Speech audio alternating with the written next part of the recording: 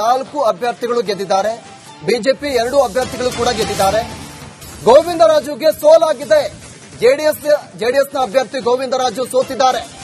ಹಾಗಾದ್ರೆ ಇಲ್ಲಿ ಕಾಂಗ್ರೆಸ್ನ 5ನೇ ಅಭ್ಯರ್ಥಿ ವಿನಯ್ ಕಾರ್ತಿಕ್ ಗೆಲುವನ್ನ ಸಾಧಿಸಿರೋದು.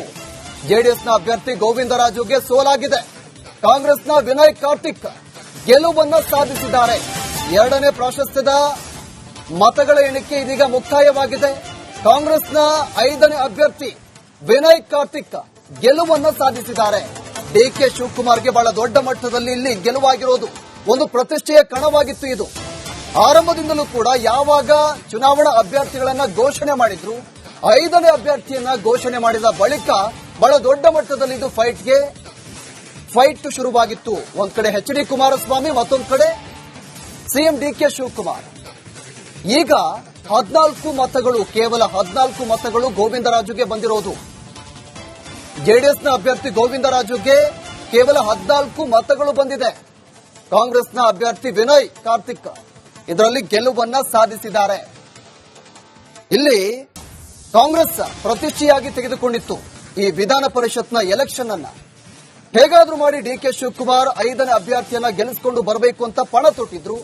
ಈಗ ಅವರ ಒಂದು ಶ್ರಮ ಇಲ್ಲಿ ಫಲಿಸಿದೆ. ಡಿಕೆ ಶಿವಕುಮಾರ್ ಅವರ ಆಪ್ತ ವಿನಯ್ ಕಾರ್ತಿಕ್ ಈಗ ವಿನಯ್ ಕಾರ್ತಿಕ್ ಗೆಲುವನ್ನು ಸಾಧಿಸಿದ್ದಾರೆ. ಇಲ್ಲಿ ಜೆಡಿಎಸ್ನ ಅಭ್ಯರ್ಥಿ ಗೋವಿಂದರಾಜು ಹೀನಾಯವಾಗಿ ಸೋತಿದ್ದಾರೆ. ಕೇವಲ 14 ಮತಗಳನ್ನು ಗಳಿಸಿದ್ದಾರೆ. ಈಗ ಒಂದು ಡಿಕೆ ಶಿವಕುಮಾರ್ ಆರಂಭದಿಂದಲೂ ಕೂಡ ಇದು ನವಯುಗ ಸರ್ಕಾರವನ್ನ, ನೂತನ ಸರ್ಕಾರವನ್ನ ರಚನೆ ಮಾಡಿದ್ರು. ಅದರಲ್ಲಿ ಮೊದಲ ಒಂದು ಈ ಗೆಲುವಿದೆಯಲ್ಲ, ಬಹಳ ದೊಡ್ಡ ಮಟ್ಟದಲ್ಲಿ ಈ ಗೆಲುವು ಡಿಕೆ ಶಿವಕುಮಾರ್ಗೆ ಫಲವನ್ನ ತಂದುಕೊಡುತ್ತೆ.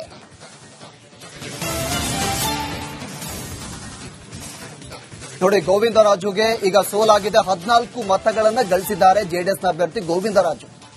ಕಾಂಗ್ರೆಸ್ನ 5ನೇ ಅಭ್ಯರ್ಥಿ ಕಾರ್ತಿಕ್ ಗೆಲುವನ್ನ ಸಾಧಿಸಿದ್ದಾರೆ.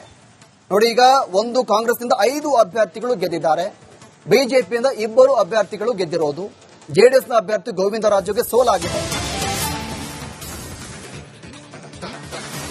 ಕಾಂಗ್ರೆಸ್ನ 5 ಅಭ್ಯರ್ಥಿಗಳ ಜಯಭೇರಿ. ಕಾಂಗ್ರೆಸ್ನ 5 ಅಭ್ಯರ್ಥಿಗಳು ಭರ್ಜರಿಯಾಗಿ ಜಯವನ್ನ ಗಳಿಸಿದ್ದಾರೆ.